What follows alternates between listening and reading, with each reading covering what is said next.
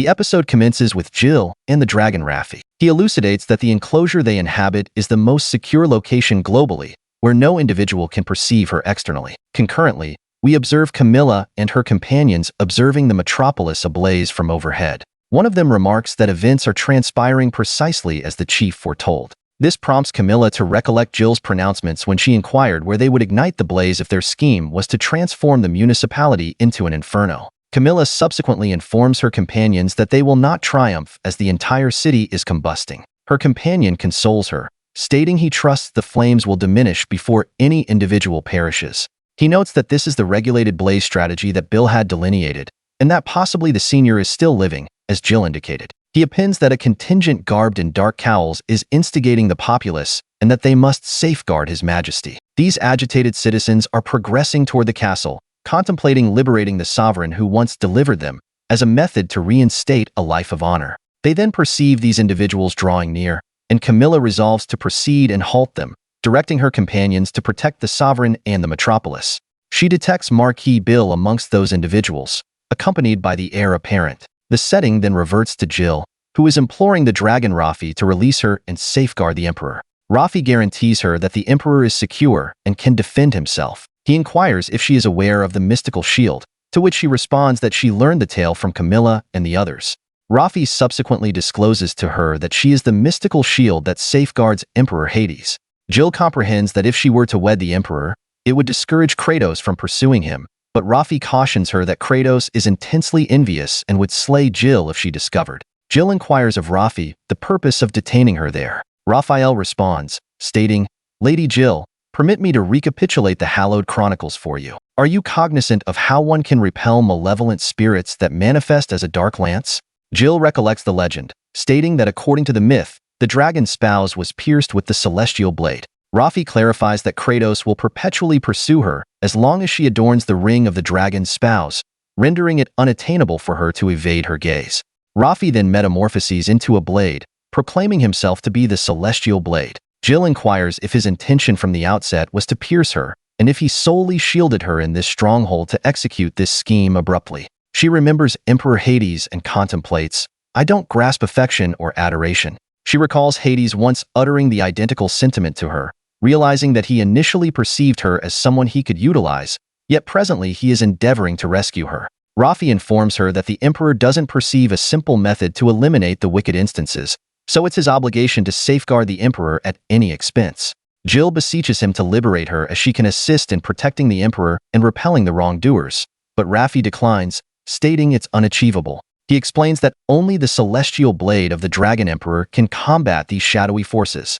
Resolute, Jill grasps the blade and declares that she will employ it to fight, contending they lack time to squander. When Raffi still objects, Jill divulges that she knows the future. The devastation won't cease at Bilbrook. She anticipates that the Crown Prince's faction will unite with Prince Gerald to encircle the Emperor, and ultimately there will be a conflict with Kratos as well. She cautions that even the Emperor will battle to safeguard the realm, but will remain secluded from those surrounding him. She challenges Raffi, inquiring if such a destiny is satisfactory to him, and entreats for his assistance to avert it, pledging that if she falters, he can terminate her existence. Finally, Raffi concurs, and they determine to proceed together to rescue the Emperor. Jill utilizes the blade to breach the barrier. The setting then transitions to the past, displaying Emperor Hades stating, "Even though I possess a mother, father, and siblings, it feels as if they are non-existent." Raffi expresses remorse, stating that Hades bears his burdens as Raffi's rebirth. He assures him that once a dragon's spouse is located, no individual will be capable of approaching him,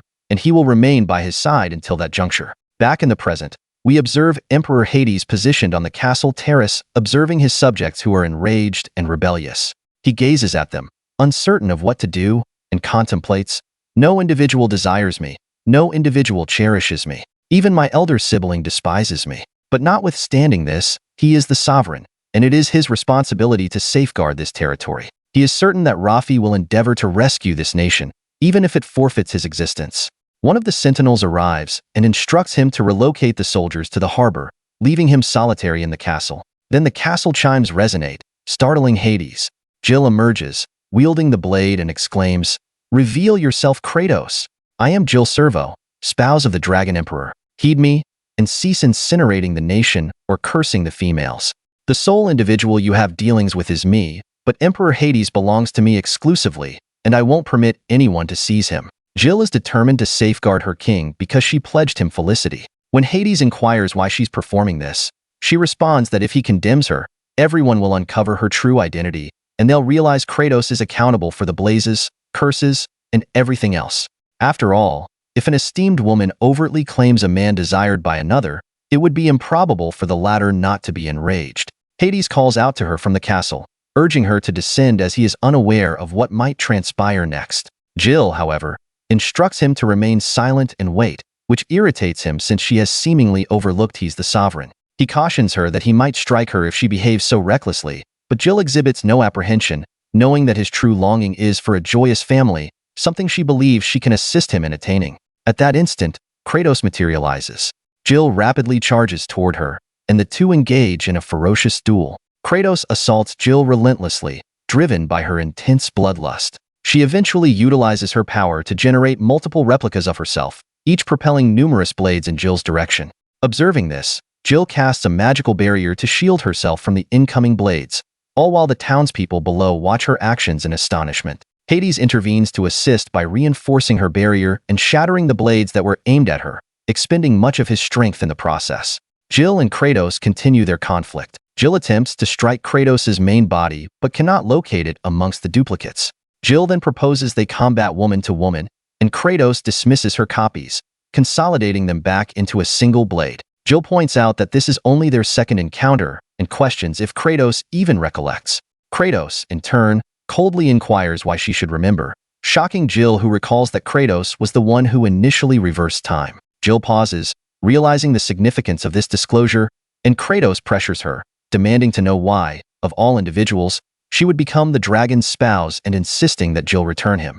Jill remembers a night from her youth where she confronted a similar predicament but had no authority. So this instance, however, she is determined not to permit Kratos to take him. Mustering her strength, Jill shatters Kratos' blade, declaring that Kratos must never pursue another woman's husband again. Thus, with the conflict concluded, Jill is depleted, having utilized nearly all her magical energy, and loses consciousness. Gerald catches her as she collapses. When Jill regains awareness, she finds herself in his grip. Gerald informs her that ultimately, he will take her back with him, convinced she can also accept his sister's wrath. Jill declines to accompany him. He then threatens to eliminate Camilla and Zake if she doesn't comply presently. Hades strikes Gerald, who tumbles to the ground. Hades swiftly catches Jill before she falls, and she expresses gratitude for rescuing her. Gerald, still resolute, attempts to slay Hades, but Hades manages to restrain him. Gerald then inquires if Hades intends to declare war on his kingdom. Hades calmly responds that he will not, and that he won't utilize his wife as a lure again. Instead, he intends to confront Kratos himself and will invite her to combat him directly if she dares appear in her enfeebled state. Hades seals Gerald within a crystal and banishes him far from the kingdom, stating that he doesn't desire to see him there again. He reminds Gerald that they originate from entirely distinct realms, implying that their destinies are incompatible. Jill inquires of Hades where she will go. He replies, "I believe she'll end up somewhere near the summits of the Rocky Mountains." The following day, Jill informs him, "I didn't perform anything exceptional to be deemed remarkable." Hades responds, "Witnessing you safeguard the town pacified everyone." Then he adds, "I desire to marry you. There are likely other matters I should express, but presently my heart is replete, and those are the sole words I can utter." Jill contemplates that this man will utilize her as a lure, yet she has no alternative but to acknowledge it. She replies, "It's merely a nuisance," and consents to his proposal. In the subsequent scene at the castle, Hades states, "I believed I would perish.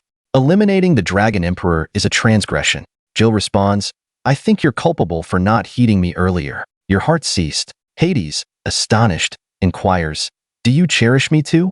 I once thought I heard you express it, but it resembled an auditory delusion since you behave so coldly toward me. I'll conceive a more refined method to express it later." Jill replies, "That's not beneficial." She finds his actions readily comprehensible and believes he'll be innocuous for a duration, which reassures her. They admire the splendid gifts from the populace, symbols of their esteem. Ravi remarks that he was spurned and his heart was broken in front of everyone. It seems they sympathize with him, aware of his delicate health. Rumor has it that the emperor might expire if he isn't treated kindly. She hands Hades a shawl, stating, "Someone bestowed this upon you." Hades responds, they're apprehensive about my health. It seems they comprehend the curse isn't your fault. If we alter things gradually, it could assist. Hades informs Jill she's potent and admits he feels it's all been a fantasy. He inquires of Ravi if Jill cherishes him, but Ravi departs without a response.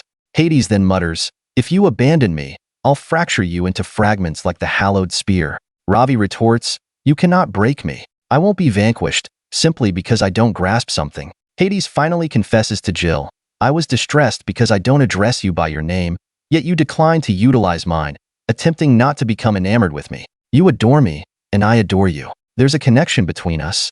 I don't think I believe in the future. My aspirations to establish a joyous family were merely fantasies, narratives in my mind. So I endeavored to act as a sovereign. All my exertions, all those exquisite words, it felt like I couldn't achieve anything. I don't trust or believe in myself, and I can't convey that to Ravi, but I've ensnared you in all of this, which makes me a dreadful individual. I cherish you so intensely, I don't desire you to leave me.